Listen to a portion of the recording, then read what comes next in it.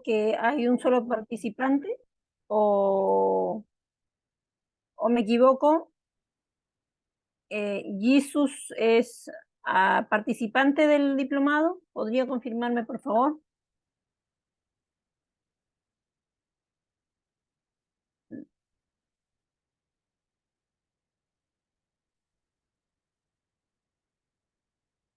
Ujú. Ok. Bueno, vamos a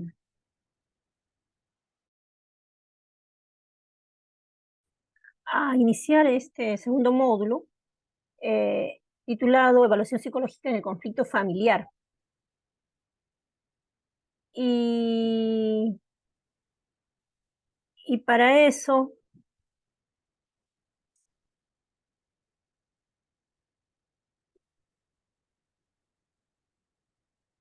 y para eso vamos a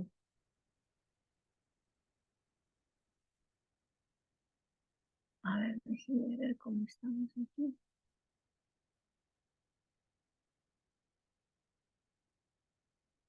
Vamos a hablar de lo que es el conflicto familiar, cómo se constituye, ¿no? El conflicto familiar y cómo estos se devienen en procesos judiciales, ¿no? Y, cómo dentro de un proceso judicial se va a tratar los derechos humanos de las partes, ¿no? De las partes procesales, ¿no?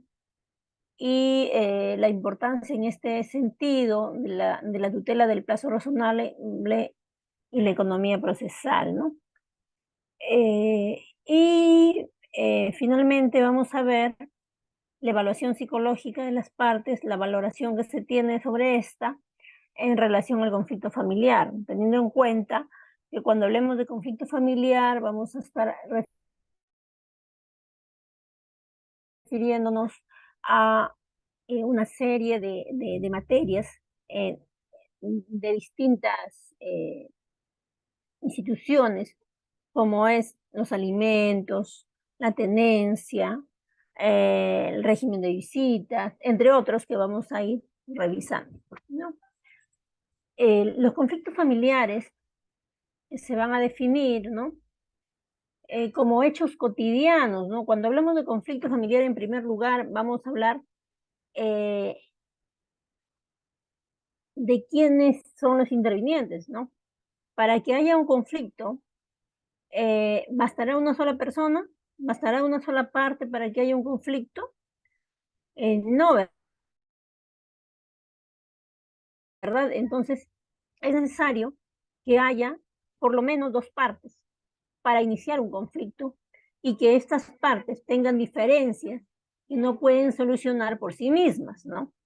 En ese sentido, la ley, ¿no? Las normas han sido creadas con la finalidad de sostener, de impulsar, de mantener la paz social, ¿no? Es el fin por el cual se regula en diferentes materias, ¿no? Para que cuando la persona o las personas de la sociedad o de un grupo social, en este caso específico vamos a hablar de un grupo familiar o de su entorno, no pueden solucionar por sí mismos sus conflictos o sus diferencias, entonces las partes van a recurrir a, a la ley, a la justicia que se imparte a través de los distintos organismos del Estado, ¿no? En este caso, puede ser en las instituciones de conciliación extrajudicial, que lo podemos ver más adelante, y eh, el Poder Judicial o los operadores de justicia desde sus diferentes espacios de impartir justicia, ¿no? Entonces allí vamos a estar hablando de cómo las partes que llegan a un nivel de conflicto conflicto en el cual no pueden solucionar por sí mismos, recurren a determinados órganos para buscar la solución, ¿no? Entonces, cuando hablamos de conflictos, no necesariamente hablamos de algo negativo, sino hablamos de diferencias, ¿no? Diferencias entre dos o más partes que pueden solucionarse entre ellos, ¿no? Conflictos, diferencias, pero ya en determinado momento, cuando llegan a un nivel en el que no encuentran, no es posible, no hay herramientas suficientes, de repente sean personales o sociales, ¿no? Que permita llegar a una solución, y se desata un conflicto de otro nivel en el cual necesita la intervención de un tercero, vamos a llamarlo así, ¿no? Cuando hablamos de conflicto familiar, vamos a equiparar esto, algunos autores señalan que el conflicto familiar se asemeja mucho a un conflicto internacional por las dimensiones que tiene, por las consecuencias que trae, ¿no? Eh, Generalmente un conflicto familiar, los involucrados en el conflicto muchas veces llegan a un punto de no hablarse, ¿no? No encuentran una solución a sus diferencias y cortan la comunicación. Es importante este punto, ¿no? Porque vamos a hablar de comunicación más adelante, ¿no? Se corta la comunicación como una consecuencia a la falta de soluciones a la diferencia, ¿no? No obstante, en las experiencias del conflicto traen muchas ventajas también, porque la persona aprende a reconocerse, a conocerse y a conocer nuevas formas, ¿no? O herramientas personales de dar solución a sus conflictos, ¿no? Entonces, muchas veces las personas logran, ¿no? Encontrar herramientas y solucionar sus conflictos adecuadamente. Otras veces no se llega a una solución, ¿no? del conflicto, y por lo tanto eh, hay, hay, hay consecuencias como la frustración, la falta de comunicación, entre otras, ¿no? Consecuencias que trae el conflicto, ¿no? Sin embargo, el aprendizaje que la persona tiene durante el conflicto es muy positivo dentro del espacio que vamos a referirnos a, a los conflictos, ¿no? Eh,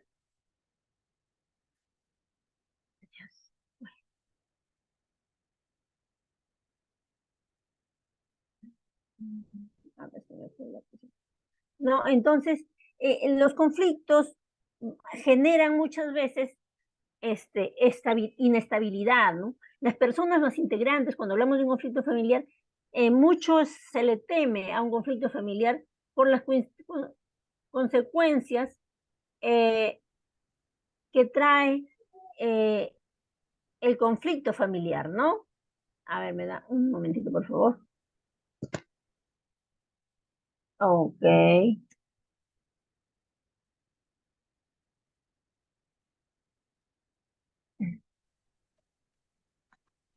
No, entonces,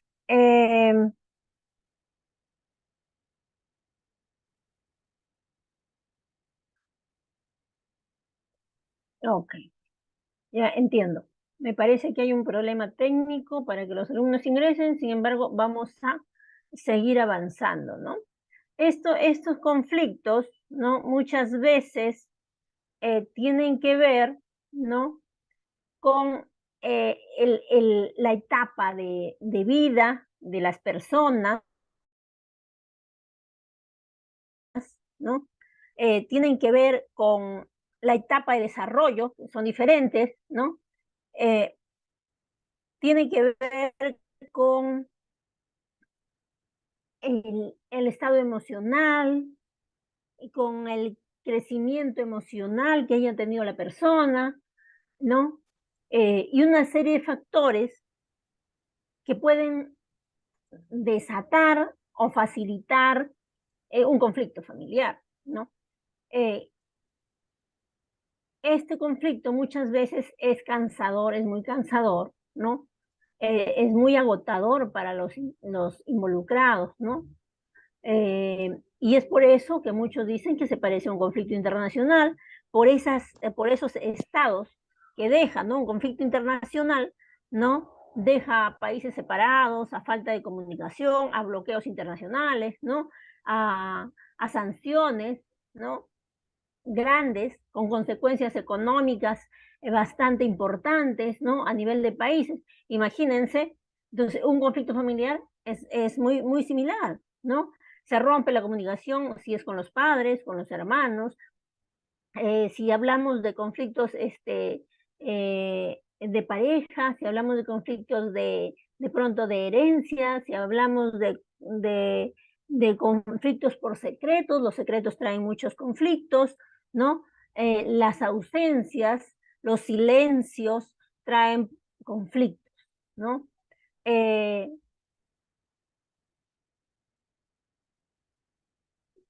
eh, Allí vamos a hablar ya de tipo de conflictos familiares, ¿no? Eh, Podemos hablar según el parentesco, ¿no? En conflictos de pareja, hemos hablado la clase anterior, eh, de separación de hecho, de separación de cuerpos, de divorcio, de alimentos, de tenencia, ¿no? Vamos a ver de régimen de visita, podemos hablar de consejo de familia, podemos hablar de violencia familiar, que es un conflicto mucho más complicado, ¿no? Mucho más de repente en este momento notable, ¿no? Y vamos a ver que muchos de estos conflictos vienen de todas las épocas, todos los siglos, y que hasta el día de hoy no hay una fórmula precisa para evitarlos, ¿no? O para solucionarlos, ¿no? Hay muchas normas que regulan las instituciones familiares, ¿no? Que busca el bienestar y la equidad, el equilibrio de sus integrantes. No obstante, es, es interesante ver cómo este grupo, ¿no? El grupo familiar, por siglos tiene problemas, ¿no? Y se dan problemas en las familias de todos los siglos, durante todo el mundo, y hasta el día de hoy lo seguimos teniendo, ¿no? No existe la fórmula mágica, el agüita secreta que pueda evitar los conflictos familiares, pese a que hay muchos autores que escriben, ¿no? Desde todas las materias, desde todos los puntos de vista, antropólogos, psicólogos, sociólogos, ¿no? Eh, y, ¿por qué no abogados también? Que escriben mucho sobre los conflictos familiares, pero que sin embargo no encontramos el- la razón, ¿no? Pero vamos a analizar algunos aspectos que pueden ayudar o que pueden contribuir a identificar estas razones de los conflictos y de pronto a buscar soluciones a los que ya se tienen, ¿no? Entonces, tenemos conflictos de pareja, ¿no? Ya sea enamorados, novios, convivientes, eh, eh, esposos, ex esposos, ¿no? Ex convivientes, ¿no? Eh, Divorciados, etcétera. Conflicto de pareja. ¿Cuáles son los conflictos de pareja que se dan? A ver, yo estoy viendo ya a varios participantes, ya casi todos creo que en el aula, así es que yo los leo, los voy leyendo. Buenas noches a todos, bienvenidos. Ya creo se solucionó el problema que hubo. Seguimos con la clase. Yo voy hablando sobre el tema, pero me gustaría leerlos o escucharlos a través del chat. Estaré pendiente, ¿ok? Entonces, estaré pendiente de sus comentarios. Entonces, eh, conflictos de pareja, ¿no? Se dan por los hijos, por los bienes, por el patrimonio, por el dinero, por, eh, por lo social, por lo estructural, por los estatus, eh, hasta por razones tan simples, ¿no? Cuando hablamos en conflicto, abordamos el conflicto familiar, por ejemplo, desde el punto de vista psicológico, eh, hay conflictos, eh, este, y hay historias que cuentan, ¿no? Que en algunos, hay anécdotas, ¿no? Que se cuentan en la historia universal, por ejemplo, que la discusión de dónde salió, por ejemplo, de qué lugar salió un ratón, generó conflictos inmensos, ¿no? A través de la historia. Y eso sigue pasando hasta el día de hoy, ¿no? Las parejas generan o logran encontrarse en un conflicto por razones insignificantes y seguramente muchos de los presentes seguramente deben deben tener experiencia, ¿no? En esa parte, ¿no? También vamos a encontrar los conflictos entre padres e hijos. Empieza estos conflictos a veces desde muy jóvenes, los hijos, ¿no? Este, por celos entre hermanos, por preferencias, ¿no? A quién prefiere más el padre, por ausencias de los padres, eh,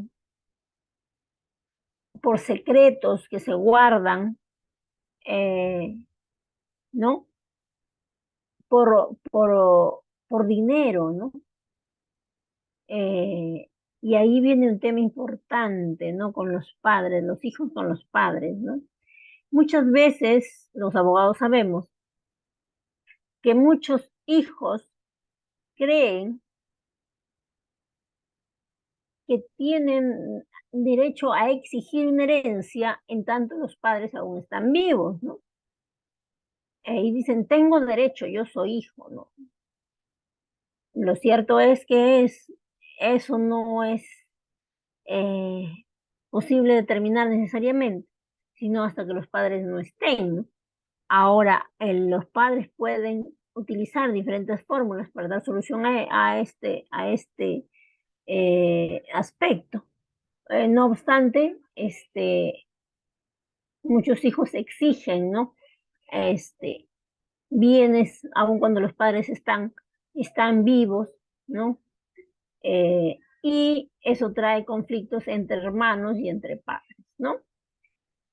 Otro tipo de conflictos entre hijos y padres, por ejemplo, la obligación de los hijos por cuidar y mantener a los padres cuando son ya mayor de edad, ¿no? Ya de tercera edad o mayores, o cuando tienen algún inconveniente de salud que requieran de apoyo a los hijos y los hijos desaparecen. Entonces se generan problemas. Y también entre los propios hermanos se genera esas diferencias por motivos de obligaciones que corresponde a los hijos atender, ¿no? Entonces algunos hermanos dicen, bueno, como yo tengo hijos, etcétera, soy casado, soy casada y tengo hijos, entonces a quien le toca atender a mi padre, a mi madre es algo que está soltero, pues no, ¿qué más da? O sea, está soltero, le corresponde atender, ¿cierto? Lo cierto es que no es así, pues, ¿no? Sino que es una obligación de todos los hijos y que por lo tanto todos deben acudir a esta obligación. Sin embargo, esas creencias, esos deberes, entre comillas, son los que generan conflictos entre estas involucradas, ¿no? Conflictos entre hermanos, hay infinidad de razones, ¿no? Eh, pero las más conocidas, ¿no? Son los bienes, pues, ¿no? Los bienes o las obligaciones con los padres, como hemos dicho, ¿no? Eh, el dinero, los terrenos, ¿no? Generan conflictos entre hermanos. Conflictos con los abuelos. Se dan, creo que menos, pero sin embargo, creo que cuando hay conflictos, en su mayoría se refieren a la parte económica, ¿no? Al tema económico. Ahora, ese es según la relación o parentesco que hay, pero también encontramos conflictos según la fuente del problema. Y ahí vamos a encontrar conflictos según el ciclo vital, ¿no? Eh, ¿En qué ciclo de desarrollo estamos? Los padres, los hijos, los demás miembros de la familia que de pronto viven en la misma propiedad, ¿no? Eh, pueden estar los hijos, pueden estar los padres, pueden estar los abuelos, pueden estar los hermanos, pueden estar otra familia más extensa viviendo en la misma propiedad. Entonces, cada uno de estas personas se encuentra de pronto en un ciclo diferente. Algunos se encuentran en la infancia, otros en la adolescencia, otros en la adultez, otros en la, en la, en la vejez, ¿no? Entonces, cada uno tiene un ciclo diferente y por lo tanto una necesidad emocional y material diferente. Y eso genera conflictos porque no hay un entendimiento sobre las necesidades de cada uno, ¿no? Crisis externas por razones eh, que vienen de afuera, ¿no? Que pueden deberse muchas veces al tema económico, ¿no? Crisis estructurales, ¿no? Eh, vamos a hablar de otro tipo de necesidades, ¿no? De pronto, principios, de pronto tradiciones, costumbres que son importantes para la familia, pero que algunos concuerdan y otros no concuerdan, ¿no? Y que causa y que remecen los cimientos de la familia, ¿no? Crisis de atención a, a, a quién le brindamos más afecto, quiénes son nuestros preferidos de pronto. Hay quienes, miembros de la familia, y generalmente los hijos, consideran que tal o cual hijo es el preferido del papá o de la mamá, ¿no? No obstante, las madres o los padres muchas veces tienden a tratar a cada hijo según ellos consideran que es su peculiaridad. Por decir, si a Juan le gustan las lentejas, la mamá le prepara sus lentejas. Entonces los demás hijos dicen, ah, mi mamá prefiere a Juan. Pero si a Lucía le gusta el arroz con pollo, la mamá le prepara el arroz con pollo. Entonces Juan dice, ah, no, la preferida de todos es Lucía porque ella le prepara su arroz con pollo. Pero ninguno se percata que cada madre o padre muchas veces tiene esos detalles para con sus hijos. Y eso genera los celos y los conflictos de atención. Los más mínimos, podemos hablar de otros mucho más grandes.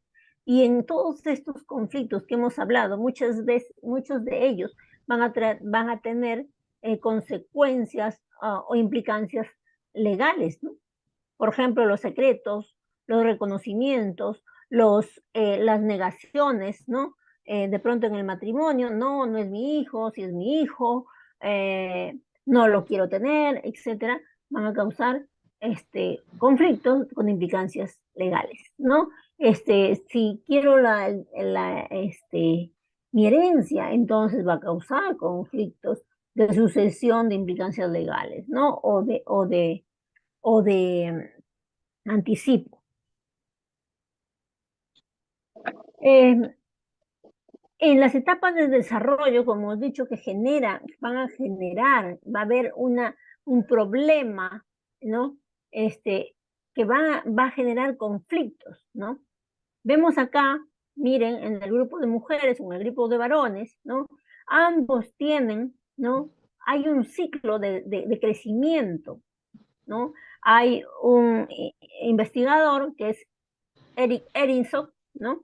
El cual establece 8 etapas, ¿no? Del desarrollo social, ¿no? De la persona. Y él habla, ¿no?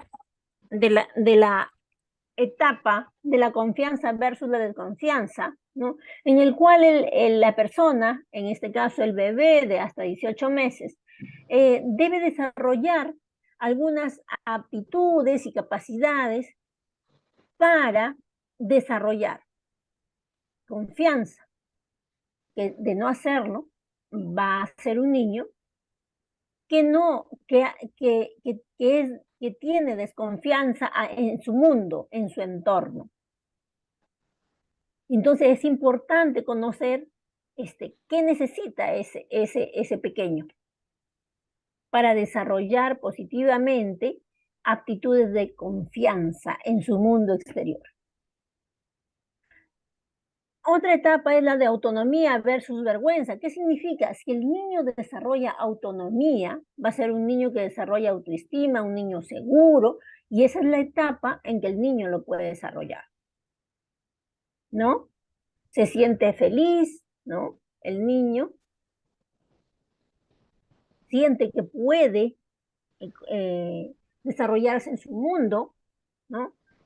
Y ser autónomo. Por otro lado, no hacerlo, el niño es cohibido, el niño no le gusta participar, el niño no quiere, tiene miedo a su mundo, ¿no? Y se vuelve un niño dependiente, ¿no? No desarrolla habilidades de control, ¿no? No maneja lo necesario a su edad que le corresponde. La iniciativa versus la culpa es otra etapa, ¿no? De igual manera, la persona necesita desarrollar las etapas del juego, del hablar, ¿no? De conversación, ¿no? Y para que él pueda desarrollar la iniciativa, ser una persona con iniciativa, ¿no? Esa etapa es importante, ¿no? Sin embargo, muchas veces puede desarrollar culpa en lugar de iniciativa. Entonces, estas etapas son importantes y a veces los adultos no entendemos y esto genera conflicto, ¿no? La laboriosidad versus la culpa, la búsqueda de la identidad, ya estamos a los 13 a 21 años, ¿no? Entre la adolescencia y la adultez, ¿no? Cuando la persona va asentando su personalidad, ¿no? Va buscando, va creciendo y va generando compromiso con su mundo, con lo social, va encontrando de pronto una pareja, ¿no? Es la edad entre 13 y 21 años, ¿no? Eh, Entre los 21 y 40, por otro lado, ya ha generado relaciones más sólidas, más estables, es lo que debería pasar, ¿no? Intimidad frente a aislamiento. Es lo que debería pasar. Una persona que desarrolla cualidades y habilidades y capacidades necesarias para su edad. Es una etapa distinta. Pero ¿qué pasa? Que muchas veces vemos, por ejemplo, personas entre los 13 y los 40 años que no han salido muchas veces de la etapa 4 o de la etapa 5. Entonces se vuelve una persona no productiva, sino dependiente de otros y que genera una carga a los otros miembros de la familia, no tiene independencia, no tiene autonomía, ¿no? Porque muchas veces se ha incentivado esa forma de vida y no se ha generado el desarrollo de capacidades. Lo importante sería, plantea Erickson, que la persona entre los 21 y 40 años, que es la edad más importante del ser humano, la etapa productiva, el ser humano debe demostrar independencia, autonomía, productividad en el desarrollo de su vida individual, ¿no? Un trabajo, una profesión, una pareja, asumir responsabilidades que le corresponden y comenzar también el cuidado de los padres, que es parte de esa etapa productiva de un adulto que ha desarrollado adecuadamente sus etapas, ¿no? Luego ya viene la etapa generativa frente a estancamiento, ¿no? Eh, Dice, crisis de mediana edad, deseo de apoyar a las generaciones siguientes, ¿no? Viene ya adoptando otro tipo de actitudes frente a responsabilidades, frente a lo que ha logrado en la etapa anterior, o si no lo ha logrado, entonces viene el tema de las frustraciones y el estancamiento de su vida social, individual. Eso va a generar como consecuencias conflictos, ¿no? Con los otros miembros de su entorno, de su familia, ¿no? Integridad frente a desesperación. Si la persona desarrolló adecuadamente sus etapas, ¿no? Como indica Erickson, entonces cuando ya está en la etapa adulta, avanzada o tercera edad, como decimos comúnmente, entonces vamos a tener un adulto satisfecho, ¿no? Con su edad y no queriendo permanecer siendo joven de 40 años, por ejemplo, o de 30 o de 20 y teniendo un comportamiento no acorde a la edad que tiene, ¿no? No reconociendo su nueva etapa, no aceptando que de pronto ya tiene nietos, ¿no? Y que debe asumir un rol de ese tipo, ¿no? De abuelo o de una persona que ya ha vivido, ¿no? Y no que todavía está esperando vivir o tiene sueños o esperanzas de algo que no hizo anteriormente.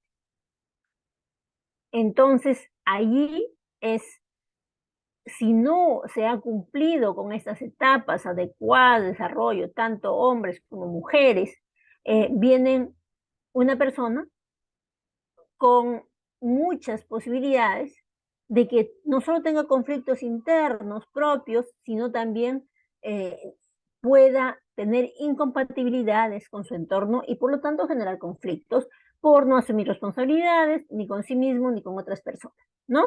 Entonces, esto es importante de manera resumida, lo que plantea Erickson y que nosotros debemos tener en cuenta para entender, por ejemplo, los padres, ¿no? Las personas que se casa o que tiene pareja y que de pronto ya tiene un hijo que quizá no lo esperaba, que quizá no lo quería, ¿no? Y que como tal no asume el rol de padre o de madre, o sea, no quiere. Tiene un conflicto con asumir esa responsabilidad, ¿no? Y entonces prefiere eh, o abandona, vamos a poner a la mujer con hijos, o la mujer abandona al hombre con el hijo, ¿no? Y aquí se va a generar ya un conflicto con implicancias legales, ¿no? ¿Por qué? Porque no quiere asumir las consecuencias de pronto de sus actos y segundo, de la nueva etapa que le toca vivir y de la necesidad que tiene el niño en este caso, ¿no? Entonces estamos hablando de una persona que no está cumpliendo con sus etapas de desarrollo adecuado, ¿no? Sino que quiere seguir de pronto disfrutando como si no hubiese tenido un hijo. Entonces ahí vienen problemas con implicancias legales. Estamos hablando de cómo influye el desarrollo en cada etapa de vida de la persona, ¿no? Eh, también podemos encontrar, por ejemplo, personas que no han logrado algún sueño durante su desarrollo, ¿no? Quiero ser un cantante, quiero ser una actriz, quiero ser, no sé, alguien que soñó, pero que no lo lograron, ¿no? Entonces, hay personas que siguen soñando, ¿no? Eh, respecto a determinado aspecto, pero que olvidan que deben asumir la etapa que corresponde, ¿no? Por otro lado, te encontramos, por ejemplo, padres que no quieren dejar que los hijos hagan su familia o que haciéndola salgan de la casa, ¿no? De la casa familiar, ¿no? Quieren tener a todos en la misma. Entonces, eso genera conflictos, ¿no? Genera conflictos porque quieren seguir cuidando a sus hijos como si fueran pequeñitos, ¿no? O tienen el temor de ser abandonados y por eso insisten en tener a los hijos a su lado y no los dejan desarrollarse, ¿no? Muchas veces el hijo dice, quiero estudiar tal cosa, quiero hacer esto, y el padre dice, no, no lo dejan, no lo dejan, no lo dejan, y terminan impidiendo el desarrollo de una persona por mantenerlos a su lado. Y por otro lado, también los temores, ¿no? de no reconocer en qué etapa estamos, hombres o mujeres, ¿no? Ya pasado los 20, los 30, los 40 años, empieza a cambiar la etapa en la que nos encontramos y por lo tanto la persona debe reconocer la etapa en la que se encuentra. Si es, si es de madre, si es de pareja, si es de hija para con sus padres, si ya es ya es una persona anciana, reconocer en qué etapa estamos, ¿no? Y prepararnos para las siguientes etapas, ¿no? Aceptar la etapa en la que vivimos y disfrutar esa etapa. Entonces, esa falta de reconocimiento genera conflictos, ¿no? Es una causal, ¿no? También tenemos teniendo en cuenta también las etapas que señala Erickson, el desarrollo humano, pues lo que nosotros conocemos regularmente es la infancia, la niñez, la adolescencia, ¿no? Entonces, si nos damos cuenta, en todas estas etapas, cada persona tiene una necesidad distinta. Si tenemos hijos de adolescentes, los padres, ¿no? Las parejas, ¿no? Las parejas quieren seguir viviendo como si fueran sin hijos, sea hombre o sea mujer de pronto. Entonces, eso genera conflictos con la pareja porque reclama, ¿no? La pareja necesita tiempo para él, ¿no? Quiere tiempo para ella, ¿no? Y se olvidan que tiene un hijo y que la persona tiene que estar responsable de ese hijo. Si el niño está adolescente, hay que estar también pendiente del adolescente, de su desarrollo, de qué cosa quiere, de las ausencias, de las afirmaciones que tiene necesidad de desarrollar, ¿no? En su momento.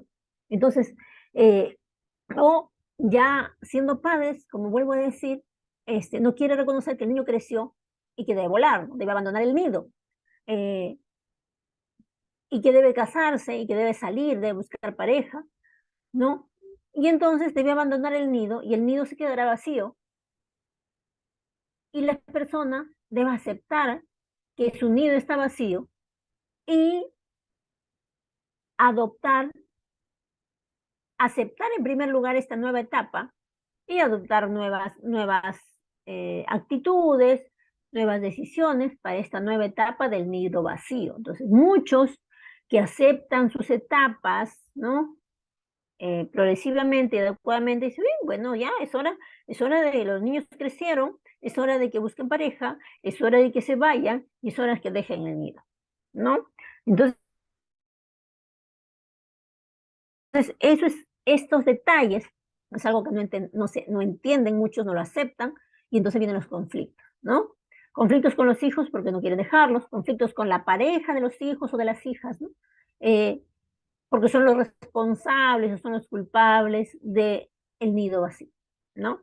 Entonces, seguramente algunos lo han escuchado, ¿no?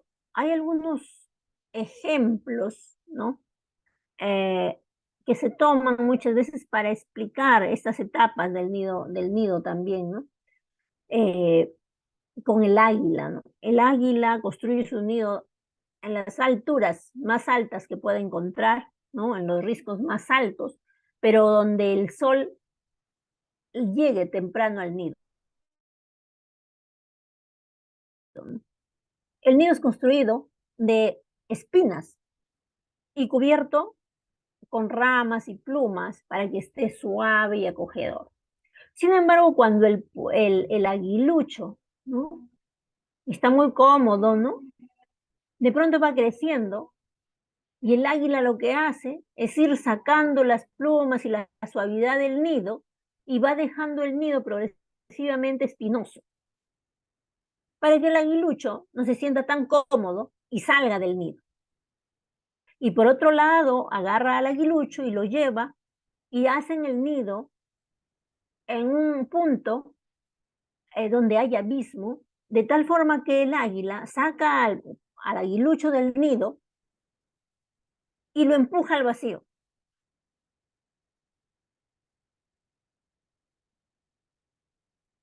para que el aguilucho aprenda a volar. Si el aguilucho no alza las alas, no, si el aguilucho no alza las alas, el águila va y lo recoge. lo alza en vuelo lo recoge, lo lleva allí. Pero nuevamente vuelve a intentar 1, 2, 3 veces, hasta que el aguilucho logre volar.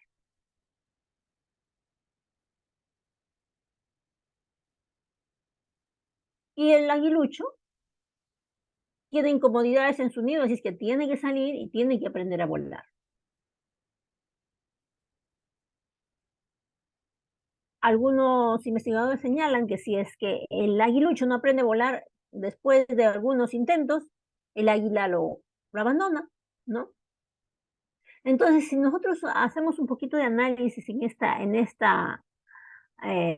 ilustración, vamos a ver cómo este animalito va cuidando al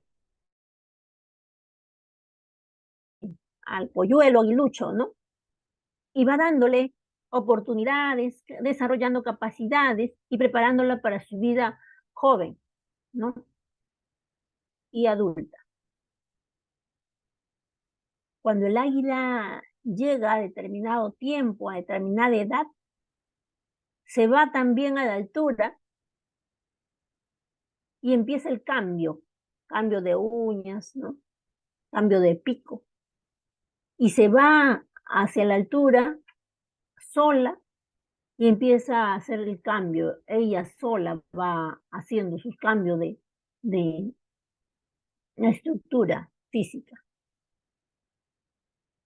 Entonces, nosotros vemos cómo este animal logra desarrollar a su polluelo en determinadas etapas y a sí mismo. Vemos un poco en esta ilustración cómo el ser humano cumple, busca hacer este desarrollo de etapas, este desarrollo de las 8 etapas que hemos visto, o este desarrollo humano basado en la etapa por edades, ¿no? Estamos nosotros teniendo esta mirada o no. Y eso va a depender, obviamente, de cómo nosotros también hemos crecido, hemos sido criados por nuestros padres, ¿no? Eh, Definitivamente, el niño, el ser humano, tiene y se conduce de acuerdo al modelo que ha tenido en casa de los padres o de las personas que lo rodearon. No obstante, en el ser humano hay un detalle. El ser humano, mientras es pequeño, puede haber tenido el modelo que sea, ¿no? Pero una vez adulto, tiene la capacidad de identificar cuáles son las razones de la problemática que pueda tener en su vida y cambiarla. Es decir, si nosotros tuvimos un padre o una madre alcohólica, por ejemplo, ¿podemos decir que el niño seguirá siendo alcohólico? Claro. Y algunos me dirán, sí, pero va a tener predisposición. Sí, claro, es cierto. Va a tener predisposición, ¿no? Quizá por modelo o quizá también por hereditario debido a la contaminación que ha tenido, pero eso no significa que su destino esté eh, cantado para ser alcohólico, sino que tiene la capacidad de cambiar el modelo que ha tenido y generar su propio modelo. Esa es la diferencia entre el ser humano y los animales, ¿no? Que el ser humano puede cambiar esos modelos. Entonces, para eso es necesario identificar qué es lo que queremos cambiar, cómo queremos tener nuestro proyecto de vida, cómo queremos hacer esa vida presente o futuro y qué debemos cambiar para mejorarla. Ahora, cuando nosotros hablamos de las familias, pues vamos a hablar de los diferentes sistemas que se van a dar en el ámbito familiar y cómo, si nosotros no reconocemos estos sistemas, van a generar intersecciones y en las intersecciones van a generar conflictos, ¿no? Cuando nosotros hemos hablado de etapas, ¿no? de etapas, nos vamos a dar cuenta. Por ejemplo, miren, yo no sé si ustedes ven, me ven el cursor, si que lo estoy moviendo, ¿lo ven? Por favor, me indican.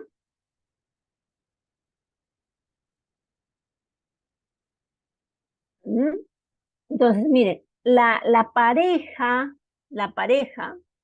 va a ser un sistema, el sistema de la pareja, ¿no? Del matrimonio, de los convivientes. Sin embargo, cuando hablamos del niño, el niño forma parte del sistema paterno-filial, que es diferente, es un sistema diferente. Si hablamos del sistema de los cuñados, de los hermanos, otro sistema, otro grupo. Si hablamos de los padres, hablamos de otro grupo. Entonces, tenemos varios sistemas aquí.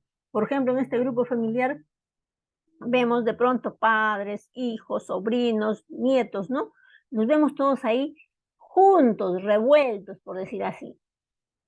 Y de pronto en esta familia existen muchos conflictos porque los sistemas se están cruzando y de pronto vamos a encontrar que las estructuras familiares no están claras, el sistema de comunicación no es claro y eso genera conflictos, ¿no? Entonces aquí vamos a hablar de sistemas y de subsistemas. Salvador Minuchin, que es un psiquiatra, ¿no? Que ha estudiado los sistemas familiares, él habla de la clase de subsistemas familiares y cómo esta clasificación de su dinámica va a generar muchas veces conflictos entre los sistemas y subsistemas, ¿no? Vamos a hablar del tipo de familia, ¿no?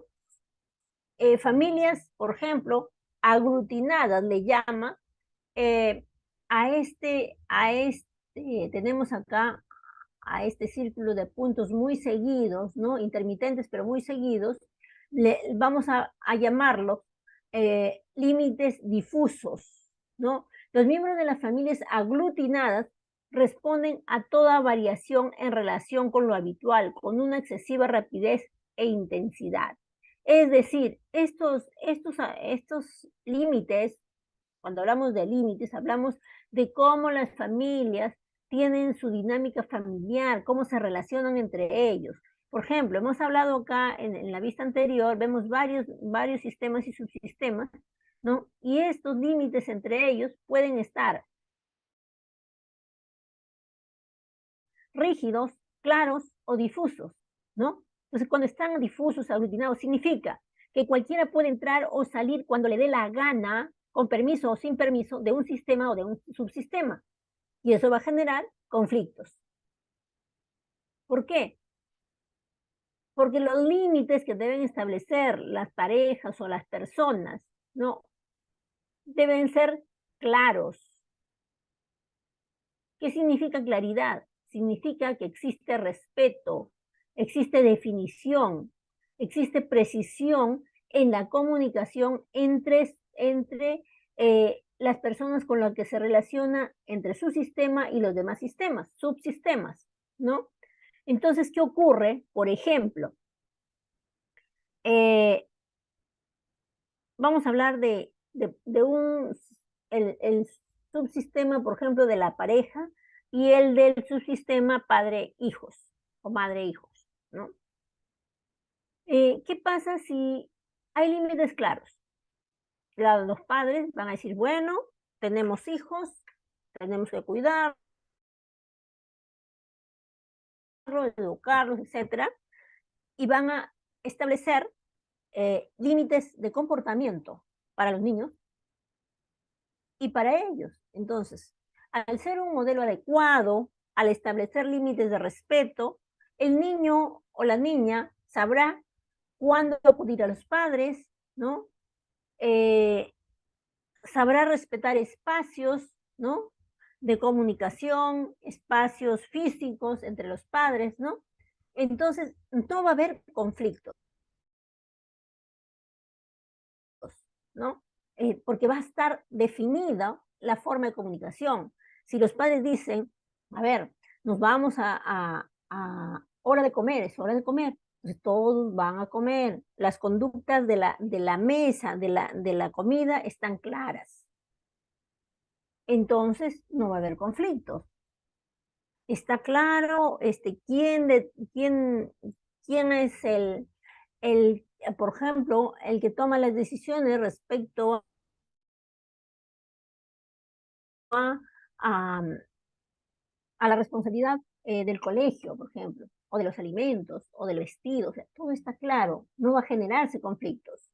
Los padres conocen sus responsabilidades para con sus hijos, de dar alimentos, de dar cuidado, de dar protección, ¿no? Entonces, ¿va a haber problemas ahí? No va a haber problemas. Pero ¿qué pasa en los límites difusos? No hay claridad de responsabilidades, no hay claridad de límites, hasta dónde llego, hasta dónde no puedo llegar. Viene una persona y llega a tu casa a la hora que sea, ¿no? No pregunta, oye, voy a ir a tu casa, ¿puedo ir a tal hora? O si no, no, ya es tarde, no puedo ir, es muy tarde, ¿no? No, en este de límites difusos eh, hay demasiada permisividad, ¿no? Y esa demasiada permisividad puede generar conflictos frecuentemente, ¿no? Por otro lado, en las familias desligadas, por ejemplo, o límites rígidos, allí hay alguien que es autoritario, que determina todo como le da la gana y los demás no tienen voz, ¿no? Entonces esto genera, eh, perdón, relaciones estresantes, ¿no?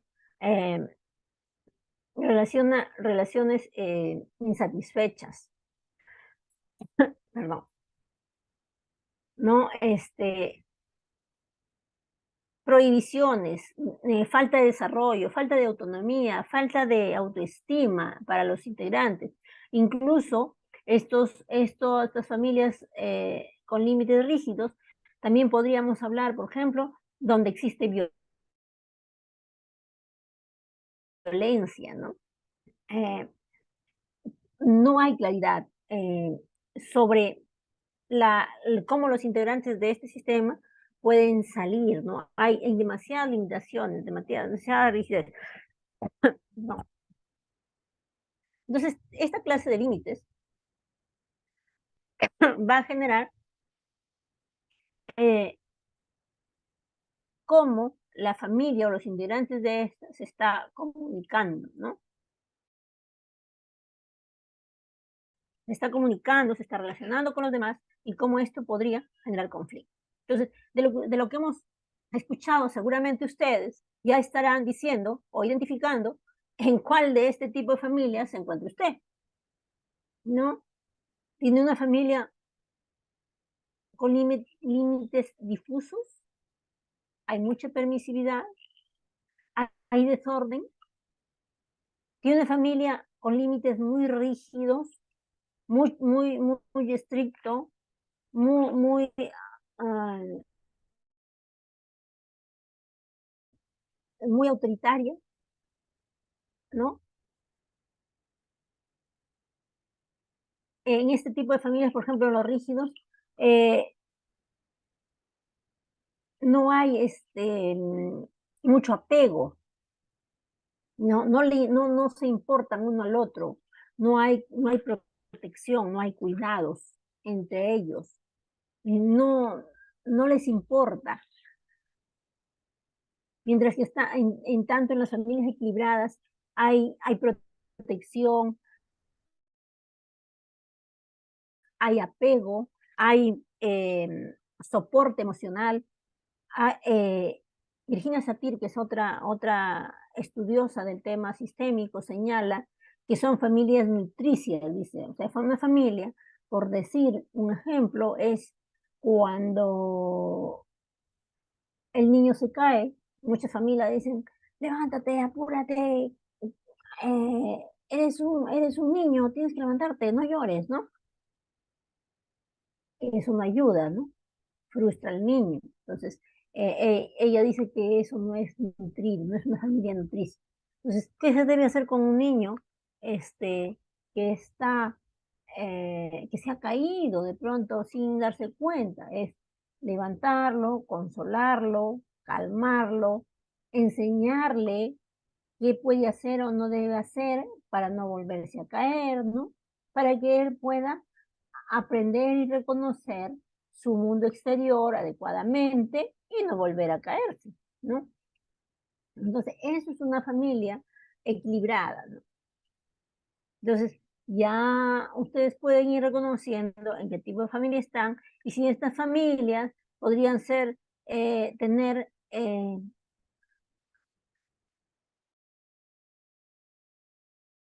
razones o condiciones para de pronto generar conflictos internos o externos en la familia, ¿no?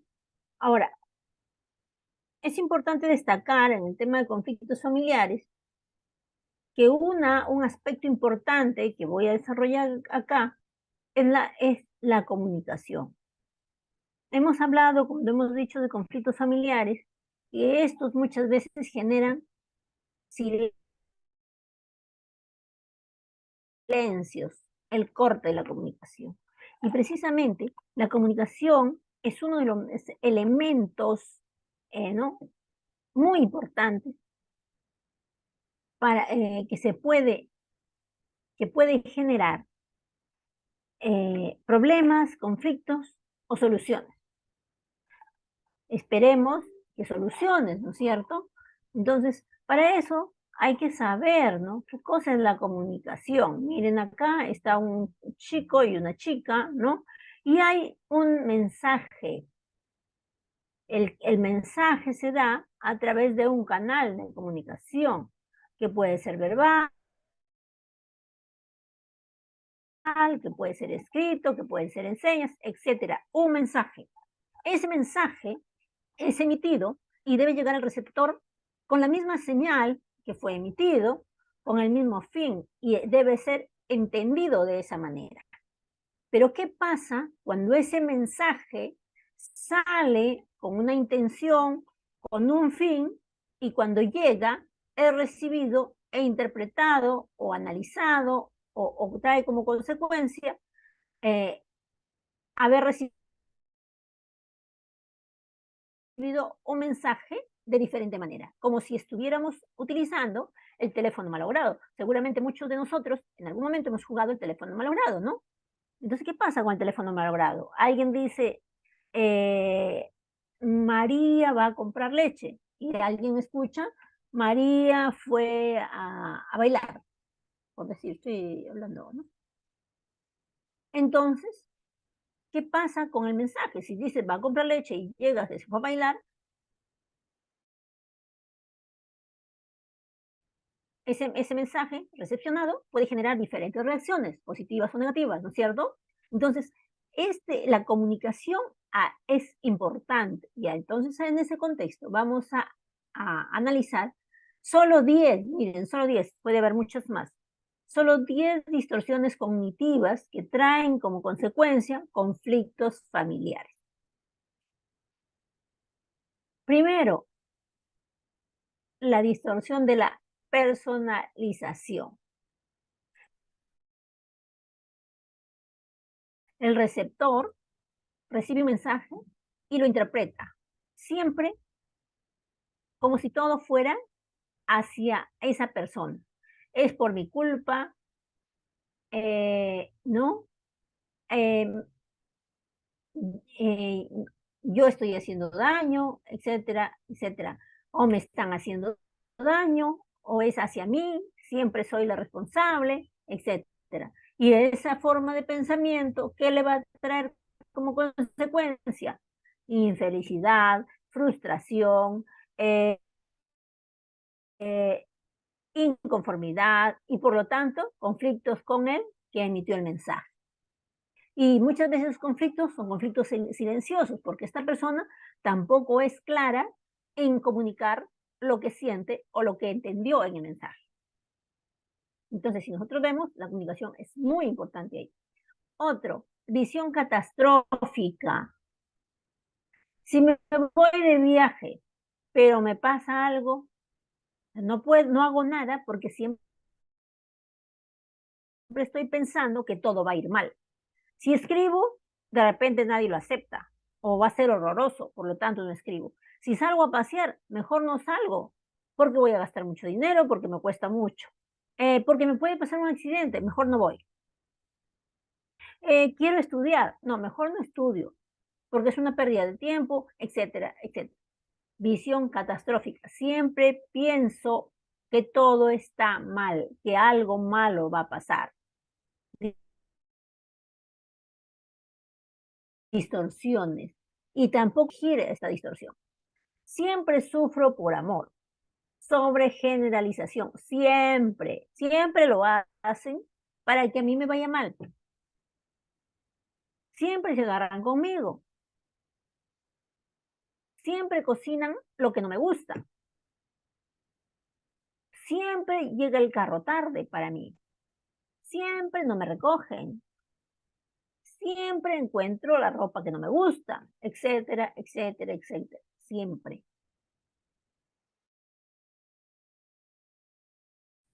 Siempre me quedo sola, etcétera, ¿no? Falacias de cambio. Si me asciende, mi jefe me tratará mejor. Se genera expectativas sobre algo que quizá no existe. Se genera expectativas que le causan esperanzas falsas. Razonamiento emocional. Siento que mi jefe tiene algo contra mí. Me están mirando mal.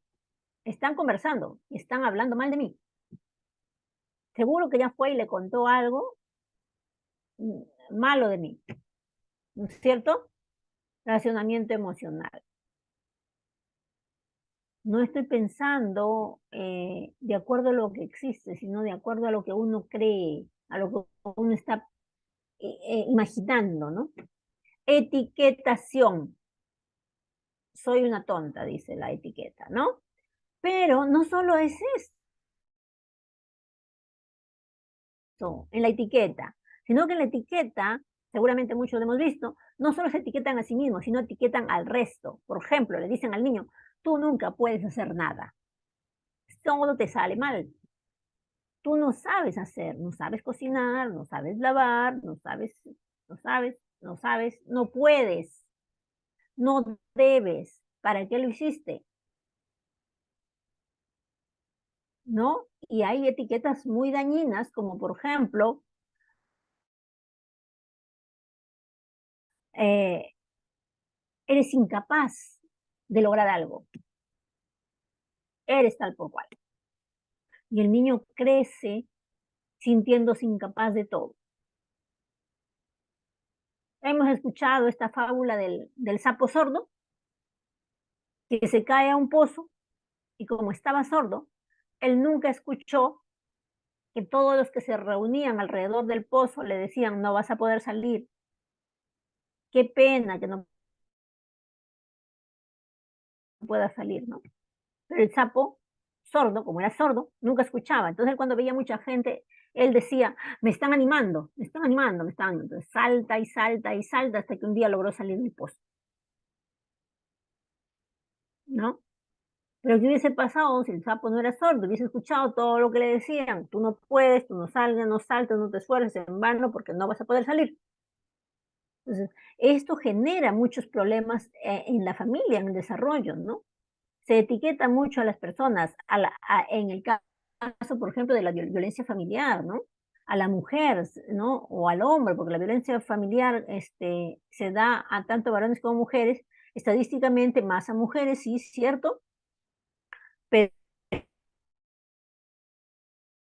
no significa que no haya contra varones, ¿no? De las familias donde hay violencia se retroalimentan constantemente de mensajes agresivos, ¿no? Y humillantes, denigrantes, ¿no? Entonces, tú no puedes, tú no debes salir, tú me engañas, ¿no? Tú eres tal por cual, tú no eres buena madre, tú no eres buen padre, ¿no? También, tú no puedes trabajar, tú no sabes hacer nada, no has estudiado nada, eres buena para etcétera, etcétera, etcétera, ¿no? Entonces, esas etiquetaciones son bastante perjudiciales, no solo para los adultos, sino también, sobre todo para los niños, ¿no? Eh, no deberías, tú haces todo mal, ¿para qué haces tal cosa? Tú no debes salir, ¿no? Yo conocí una familia que tenían hijos grandes, mayores de edad, sin embargo, cuando los hijos intentaban hacer alguna iniciativa, los padres le decían, me vas a hacer quedar mal, tú no debiste haber hecho tal cosa, porque todo lo has hecho mal, ahora van a estar hablando mal de mí. Entonces todos los hijos, ninguno eh, buscaba o tenía iniciativas de hacer algo por sí mismo, porque todo lo hacían mal. Y los padres le decían, todo lo que hagas que yo no apruebe, te va a salir mal, le decían. Y los hijos decían, siempre que yo no obedezco a mi papá o a mi mamá, me va mal. Así decían los hijos, siempre me va mal. Y ninguno tenía iniciativa o de acuerdo a la edad, tenían una edad productiva. Tenían la edad productiva, pero no eran productivos. Entonces, hay que tener cuidado. Si hago el trabajo, mis amigos luego me ayudarán, dice, recompensa divina, ¿no? O sea, voy a ganar la lotería, pues, ¿no? Todos los días voy a raspar mi cartón para ganar la lotería, voy a jugar a los caballos, a la polla, no sé qué más otros juegos hay, ¿no? Este, eh, voy a encontrar el príncipe azul, no sé, ¿no?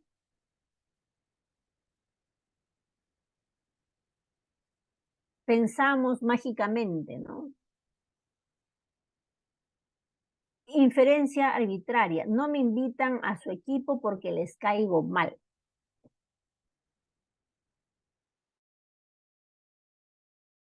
¿No? Otra vez, es una distorsión de la realidad, ¿no? Otra distorsión de percepción. Pensamiento polarizado, solamente me pasan cosas malas. Tiene que ver también con lo que es visión catastrófica, sobre generalización, ¿no? Tiene que ver con estos aspectos. Y así podemos encontrar muchas más distorsiones cognitivas que van a afectar la comunicación adecuada. Entonces, ¿qué debemos evitar, no? Eh, Primero, la interpretación también, que no está aquí, la interpretación. Muchas veces le dicen, vamos a tomar un café, y entonces el otro dice, uy, quiere salir conmigo, quiere algo más conmigo, por eso me está invitando a un café, ¿no? Todas me invitan a mí a salir. ¿Por qué sería la diferencia? Estoy interpretando.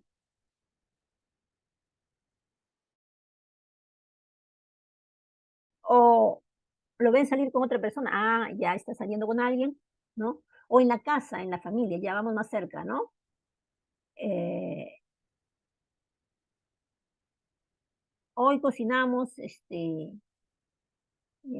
arroz a la cubana. ¿Por qué cocinaron esa comida? Si saben que a mí me hace daño y a mí no me gusta, lo han hecho a propósito para que yo no coma, ¿no? Y generamos un problema. Vamos con los niños. ¿Qué ha hecho los padres, no? O las madres. ¿Con quién ha salido tu mamá o tu papá? ¿Qué ha estado haciendo? ¿Con quién estuvo hablando? Seguramente que estuvo hablando con una chica o con un chico y seguramente y tal, y tal, y tal, y tal, ¿no? Y estamos magnificando lo que puede haber pasado sin que hayamos preguntado, ¿no? No hemos preguntado qué pasó, pero no, es que a mí nadie me engaña. Yo estoy segura que tal cosa pasó.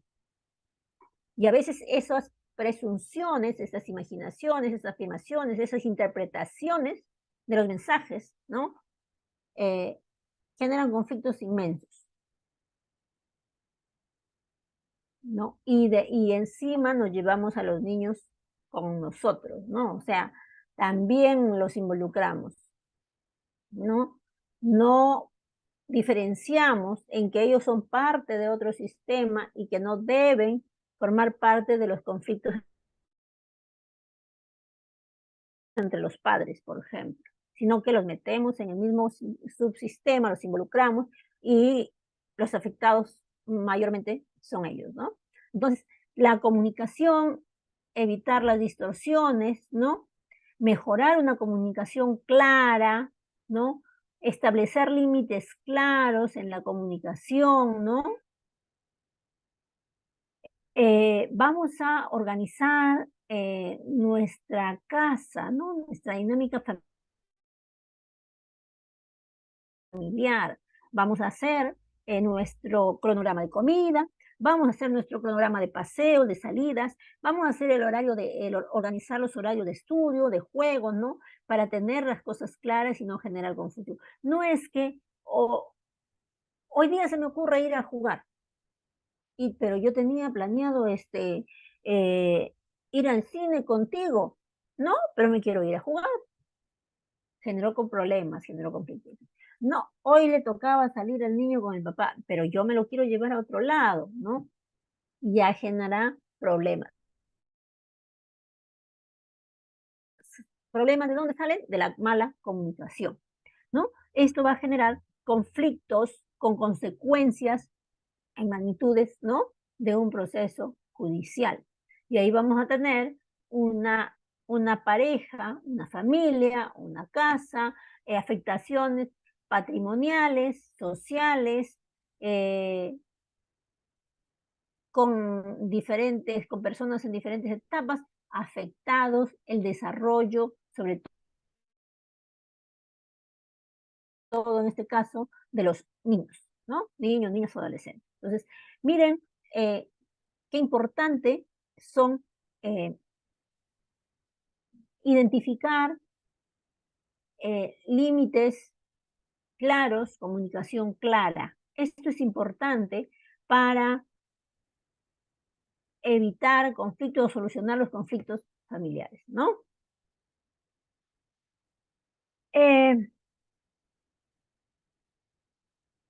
Hay estudios que hablan, cuando hablamos de conflictos familiares, hablan de teorías asociadas a los factores de riesgo, porque cuando hablamos de conflictos familiares no solo vamos a hablar pues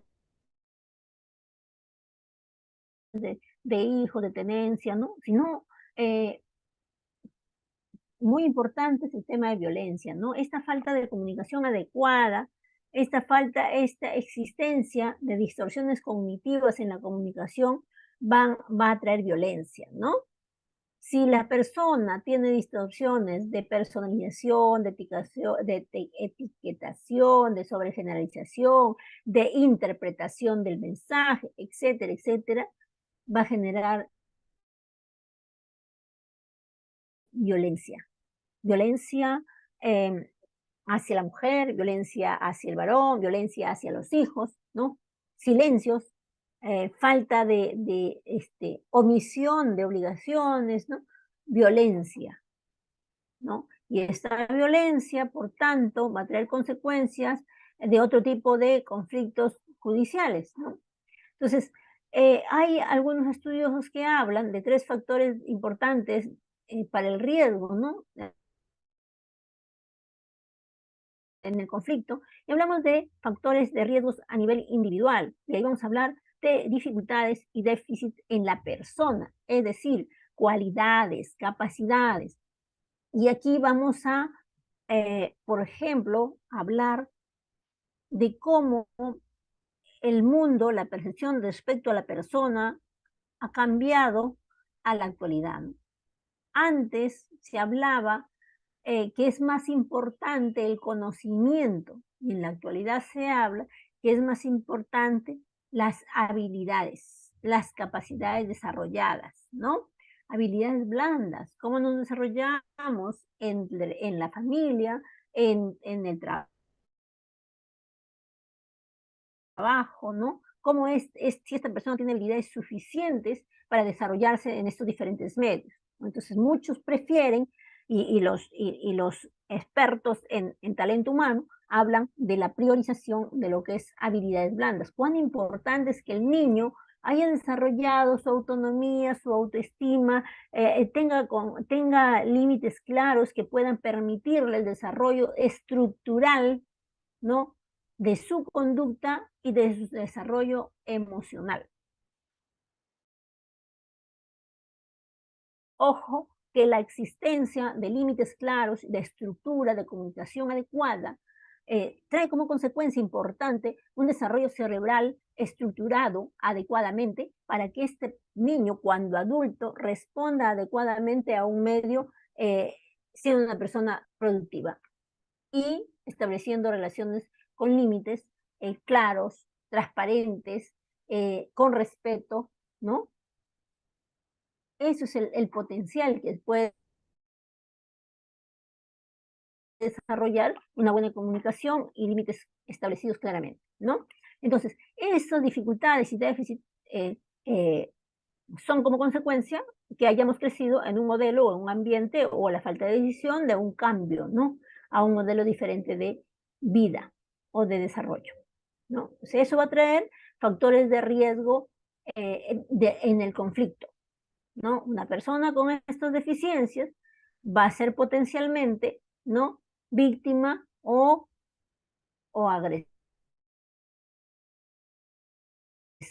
¿no?, sea en un conflicto de nivel de violencia directa o de un conflicto o de otro tipo de conflicto judicial que no logra encontrar solución o asumir obligaciones para evitar conflictos, ¿no? Factores de riesgo a nivel familiar, ¿no? Vínculos afectivos débiles, conflictos matrimoniales, de pareja, inadecuado control de los hijos, inadecuada disciplina inconsistente. Eso significa que estamos hablando de una familia que tiene límites difusos, ¿no? Enmarañados, relaciones enmarañadas, relaciones dependientes unos de otros, relaciones sin transparencia, sin productividad, sino con obligaciones, con autoritarismo, ¿no? Riesgo va a generar con relaciones conflictivas. Factores de riesgo de nivel social, forma como la familia interactúa con los agentes de socialización fuera de la familia, tales como la escuela, los compañeros, la comunidad, etcétera, etcétera, ¿no? Esta persona, ¿no? Si tuvo modelos inadecuados, está acostumbrado a tener límites difusos, no tiene respeto por los demás, le gusta hacer lo que quiere, no es productivo, no es colaborador, etcétera, va a tener problemas en el trabajo o en la vida familiar, ¿cierto? No le gusta desarrollarse en una actividad adecuadamente, ¿no? Siempre está buscando otras formas de vida, ¿no? Riesgo a nivel social. Esta persona puede terminar en ambientes muy complicados, ¿no? Entonces, factores de riesgo en un conflicto. Y todo esto va a traer como consecuencia, pues, los conflictos que ya como a los abogados conocemos, o los estudiantes de derecho conocen, ¿no? Vamos a hablar solo de algunos que vemos aquí, ¿no? Separación de cuerpos, hemos hablado ya en la clase anterior, ¿no? Cómo y por qué se va a dar, cómo la norma lo ha regulado. El divorcio, tenemos 13 causales de divorcio. Eh, el origen del divorcio lo tenemos o podemos tener en esta serie de causales de conflicto que van a ser la comunicación, la mala comunicación, ¿no? Y la falta de límites, las distorsiones, los factores, etcétera, ¿no? Puede llegar a este nivel. Violencia contra la mujer o los integrantes del grupo familiar, ni qué decir, ¿no es cierto? Los niveles del conflicto han llegado a modelos dañinos, ¿no es cierto? La ley contra la violencia hacia la mujer, ¿no? y a los integrantes del grupo familiar, habla cómo los patrones, ¿no?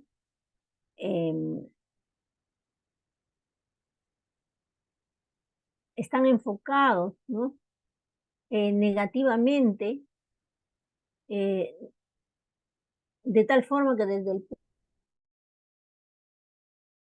punto de vista, ¿no? Desde el punto de análisis, hay violencia hacia la mujer por solo su condición de mujer, ¿no? Y esto se va a dar porque vienen desde modelos sociales, ¿no?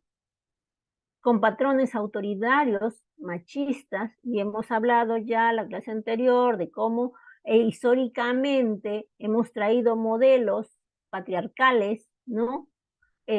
Con falta de normas proteccionistas o normas que reconocían los derechos de la mujer como una persona, sino solamente como alguien dependiente, sin derechos específicos, ¿no? Lo cual ha cambiado, sí es cierto, dentro del Código Civil, no obstante, estos patrones sociales continúan muchas veces de tal manera que desde el análisis del enfoque de género vemos cómo este conflicto, esta violencia se da muchas veces y en su mayoría solo por el ser mujer. ¿Cómo interpretamos esto? ¿Cómo vemos esto? Y es que, ¿de quién es la obligación de cocinar? ¿De quién es la obligación de quedarse en la casa? ¿De quién es la obligación de traer el dinero a la casa? Miren, ¿no? Entonces, todos estos debes seres, ¿no? Van violentando desde ya, ¿no?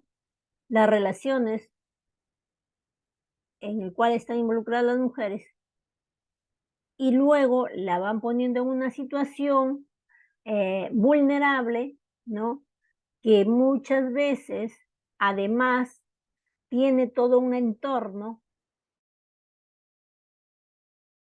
donde estos niveles de comunicación existen límites difusos, no existe claridad, también los integrantes están acostumbrados a un tipo de comunicación dañina y dependiente, en este caso, hablando sistémicamente, se habla de relaciones con una comunicación enmarañada, que significa que existe dependencia uno del otro y dependencia negativa, ¿no?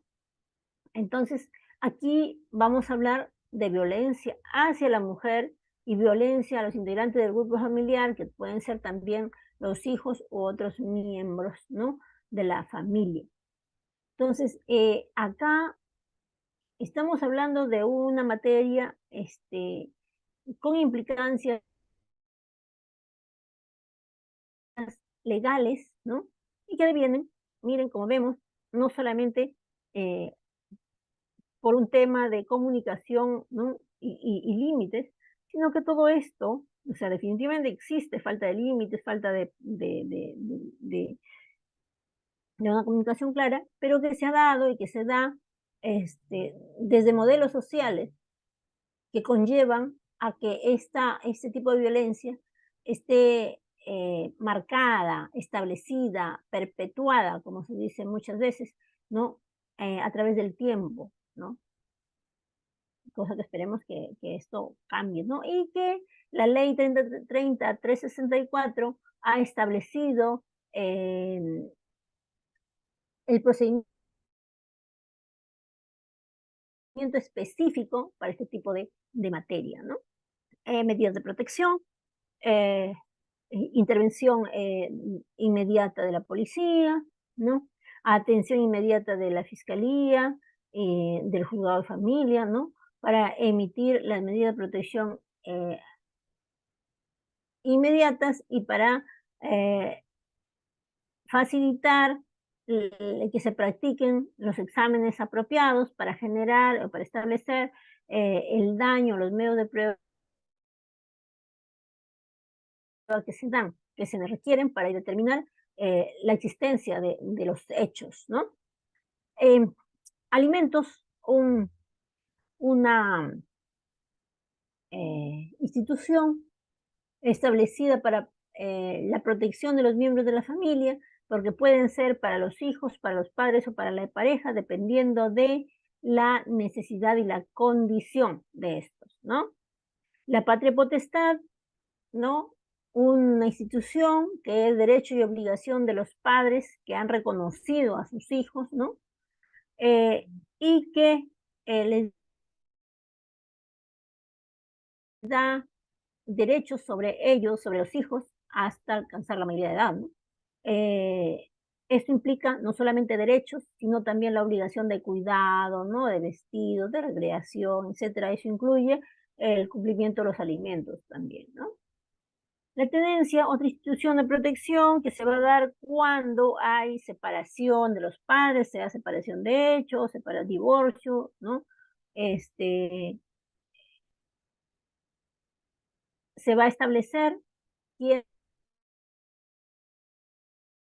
de los padres va a tener bajo su cuidado a los hijos y eso implica que pasen tiempo con él, ¿no? Mientras que la otra pareja, el cónyuge o mujer o varón, tendrá el régimen de visitas y la obligación, obviamente, de asistir también con los alimentos o otras necesidades que tengan los hijos, ¿no? Suspensión, pérdida o restitución de la patria potestad, ¿no? Es también parte de los procedimientos,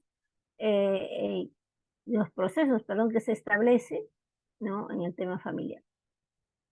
Ya hemos hablado, bueno, del régimen de visita y los alimentos, y estos son algunos. Podemos identificar también, por ejemplo, conflictos familiares en temas de sucesorios, en temas reales, etcétera, ¿no?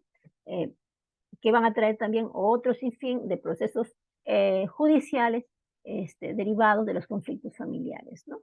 Cuando hablamos de conflictos familiares, en su mayoría, excepto la separación del cuerpo y el divorcio, vamos a hablar acá de proceso único. Cuando hablamos de separación de cuerpos y de divorcio, vamos a estar hablando de diferentes instancias, porque en primer lugar, vamos a hablar de la instancia judicial, notarial o administrativa, ¿no? Para el tema de separación de cuerpos y divorcio. Y ahí vamos a encontrar pues las 13 causales que abre el código civil, ¿no? Y que de acuerdo a estas causales tiene su propia vía de trámite, ¿no? Ya hemos dicho en las 3 vías opcionales, ¿no? Y las demás materias que hemos revisado van a tener como proceso de trámite, el proceso único establecido, ¿no? Por el Código Niño de Adolescentes, ¿no? Y es un proceso aparentemente corto, pero bueno, quienes somos abogados, ¿no? Sabemos que muchas veces estos procesos se hacen tan largos y tediosos porque no hay un acuerdo, no, porque no hay interés de cumplir con las obligaciones y es preocupante sobre todo cuando se trata de los alimentos. No vemos muchas personas pidiendo alimentos para sus hijos, no tienen para pagar un abogado, no obstante, es recomendable, pues, ¿no? Que vaya con un abogado porque muchas veces hacen la demanda y la otra parte sí contrata un abogado para contestar y negarse a pasar alimentos, ¿no? O en el caso de la tenencia, que genera otro tipo de implicancias para con los hijos también, ¿no? Entonces, acá en los procesos de familia, por ejemplo, donde intervienen niños menores de edad, hay que aplicar algunos principios, ¿no? Como el principio del interés superior del niño, que se debe tener en cuenta en todo momento, en las decisiones donde se encuentre involucrado una persona menor de edad, ¿no?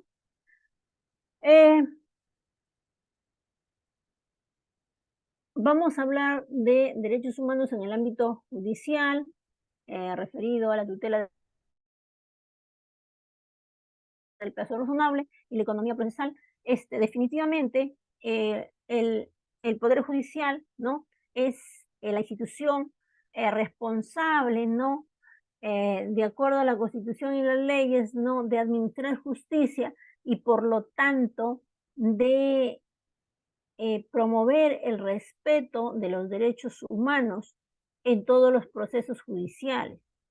No obstante, si eso dentro de los procesos no fuera posible, las partes tienen el derecho de demandar y exigir el cumplimiento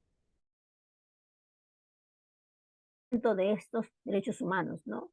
El principal responsable de proteger, defender, respetar y promover y garantizar los derechos humanos es el Estado. Obviamente hemos hablado la semana pasada de la obligación del Estado de brindar protección al niño, a la madre, ¿no?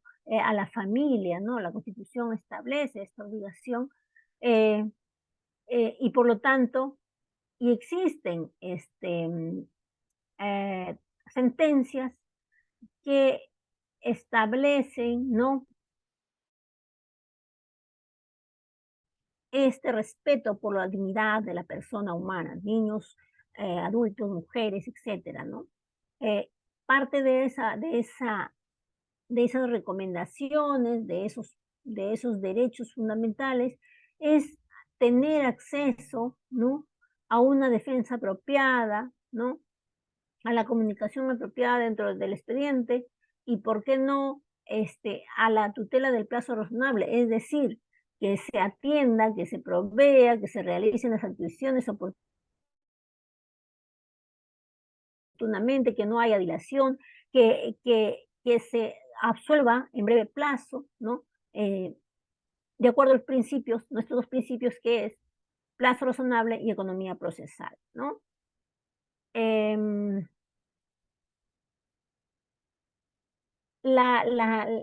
los criterios que atienden a la tutela del plazo razonable está referido a la complejidad del asunto, es decir, es importante resaltar que los plazos se deben dar y deben llevarse a cabo teniendo en cuenta lo complejo de la materia, lo complejo del proceso, ¿no?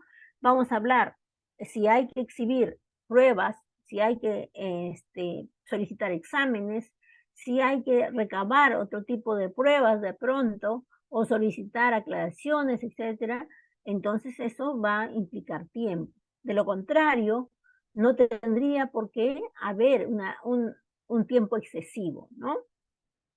La actividad o la conducta procesal del interesado de pronto no muestra mayor interés, no hay impulso del proceso, o de pronto el demandado busca dilatar también el proceso, ¿no? Presentando un recurso, otro recurso, en vano, ¿no? La conducta de las autoridades, en donde se evalúa el grado de celeridad con el que se han tramitado. La autoridad responsable, ¿no?, del proceso debe actuar de acuerdo a su obligación y a su función, que es el llevar a cabo las actuaciones en el tiempo apropiado, en el plazo correcto, sin dilatarlo, sin dilaciones, sin postergaciones, ¿no? Esto tiene que ver con el debido proceso al que tienen derechos las partes procesales, y que es un derecho y un principio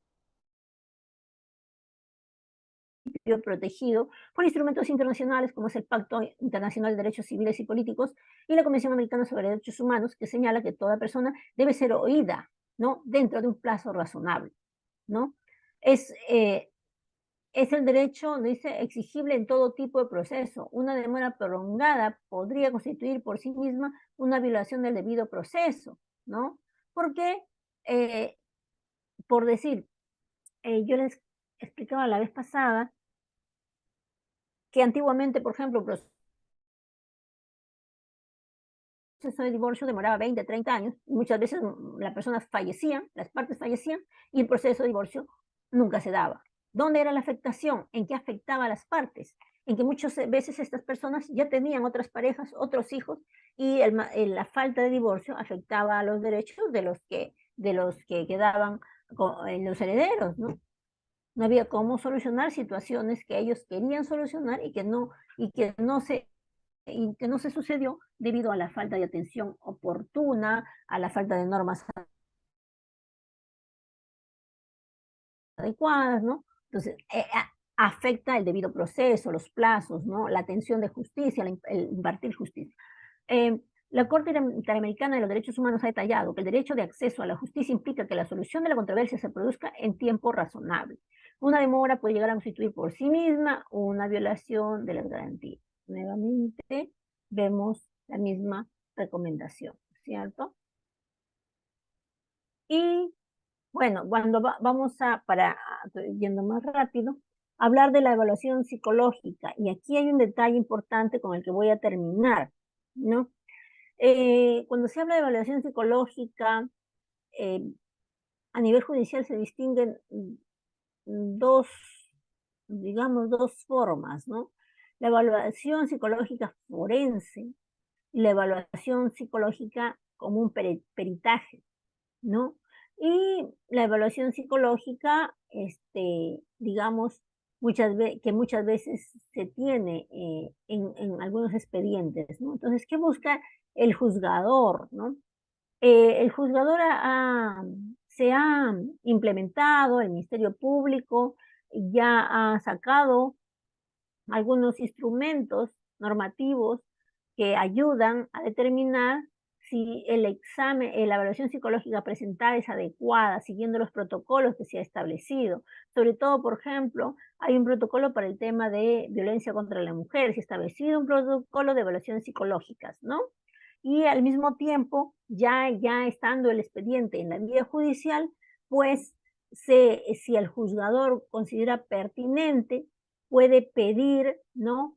Eh, una evaluación psicológica forense, que lo hace medicina legal con psicólogos forenses, ¿no? O también las partes pueden presentar, por ejemplo, una evaluación psicológica de un perito, ¿no? O el mismo jugador puede pedir un peritaje psicológico, ¿no? Para evaluar el daño que pueda tener la, la persona materia de esta evaluación. Entonces, hay estos tres tipos de evaluación psicológica, ¿no? Una, por decirlo así, simple, de alguna manera, una forense y un peritaje psicológico. Hay una estructura que establece la guía del Ministerio Público, ¿no?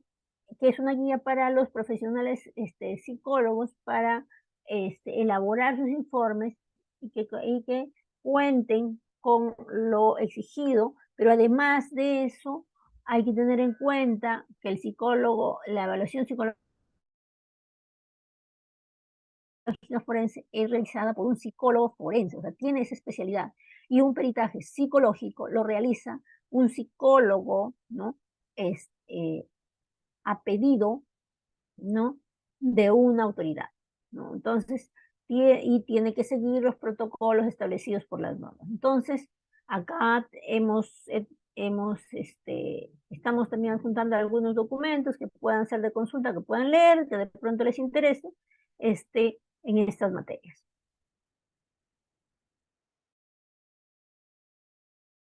¿No? Entonces, hemos llegado al final de la clase de hoy. No sé si hay alguna pregunta. Acá hay una pregunta en el chat. ¿Qué pasa si el padre en el juicio de alimentos no puede, entiendo, régimen de visita y después de eso hace una ausencia total? No pide, entiendo, no pide régimen de visita, ¿no? Y después de eso hace una ausencia total el padre en el desarrollo de la menor. ¿La madre puede pedir tutela total del menor? Mm, Bueno, esa figura no existe en la tutela total porque ahora, lo que pasa es que existe la patria potestad y la suspensión de ella. Habría que identificar, por ejemplo, si el padre se puede encontrar en una causal de suspensión de la patria potestad, ¿no? El Código del Niño y Adolescente establece causales para la suspensión de la patria potestad.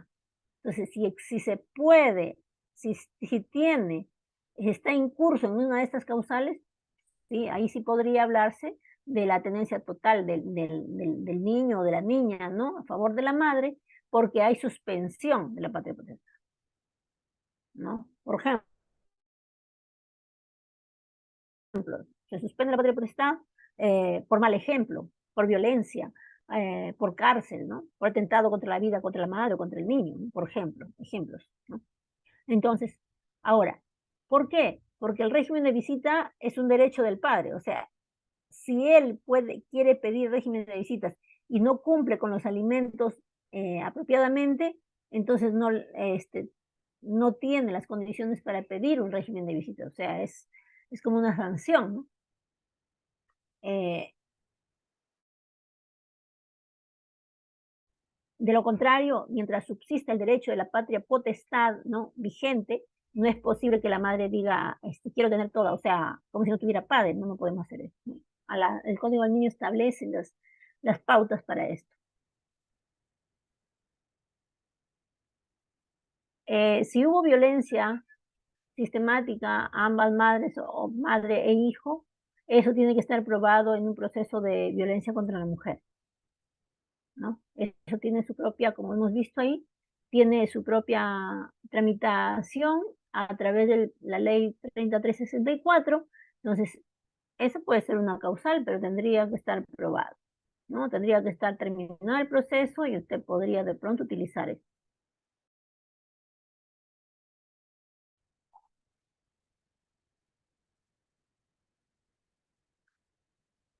Ojo, la medida de protección no necesariamente significa que está aprobado. Ojo, cuando digo aprobado, significa que ha terminado el proceso judicial por violencia contra la mujer o contra el menor también, si fue así, y existe una sentencia por violencia familiar, ¿no?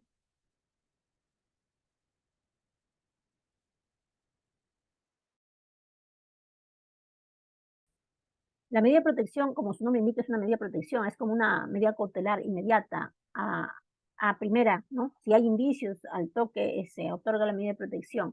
No, no es una sentencia, es una medida temporal hasta que se lleve a cabo el proceso judicial y termine el proceso judicial. Tendría que ver si terminó el proceso judicial de violencia contra la mujer y tiene una sanción. Si esa sentencia tiene las características para poder eh, pedir la suspensión de la patria potestad, de acuerdo a las causales, estaría bien, ¿no? Bueno, si no hay más preguntas, yo les agradezco, muchas gracias por la atención, nos vemos en otro momento, en otra próxima clase. Muchas gracias, muy amable a todos por su atención. Buenas noches. Buenas noches, muchas gracias. Buenas noches.